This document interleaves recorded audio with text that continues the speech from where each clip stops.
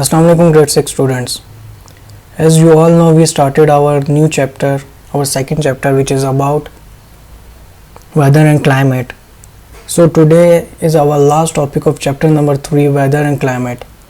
In this chapter we had studied about weather, about climate, about the difference between weather and climate, as well as about the causes that differs the climate of the region, like distance from the equator, altitude, after that ocean current, proximity, nearness to the sea, rainfall, air pressure. And today we are going to study our last topic of chapter number 3, weather and climate. Before I am going to start my today's topic, I just want to say that if you are new on my YouTube channel, please do subscribe it, as well as click on the bell icon that you should know about the latest videos. So our last topic of chapter number 3, weather and climate, is direction of wind. We all know direction of wind is very important, as it shows us that which direction the wind is flowing or blowing, and we will take a lot of benefit from it. Like there is a wheel pan in the villages, which is only just to show that how much the wind is blowing and on which direction the wind is blowing. So let's start our today's topic. The direction from which the winds usually blow also has an effect on climate. If a place mainly has north winds, it is usually cold because they blow in from the Arctic or colder regions.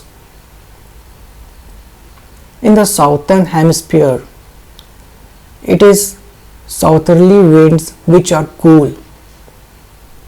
If the winds blow across a large area of sea, they pick up a large amount of water and produce a rainy climate. If the place faces north in the northern hemisphere, is usually cool. If it faces south, it is usually warmer. Places in valleys are often sheltered and have warmer climates just because of the direction of the wind. Like we studied that if the wind blows from the north, it usually cold, and if the wind blows from southern hemisphere, it will be cool. If the wind blows across large area of sea, it pick a large amount of water and produce a rainy climate.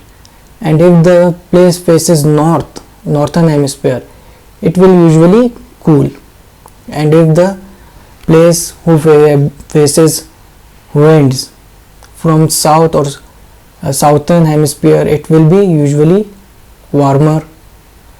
So this is all the effect of direction of wind upon the climate. That direction of the wind also has immense importance to decide the climate of the region.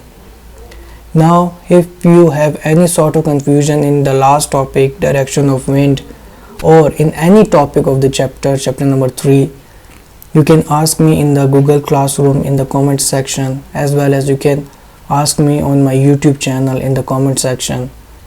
Please do subscribe my channel and click on the bell icon that you should know about the latest videos, as well as if you like my video, please give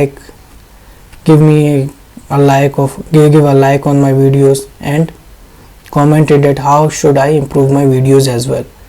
So till my next video, stay at home, stay safe, lives. Thank you very much.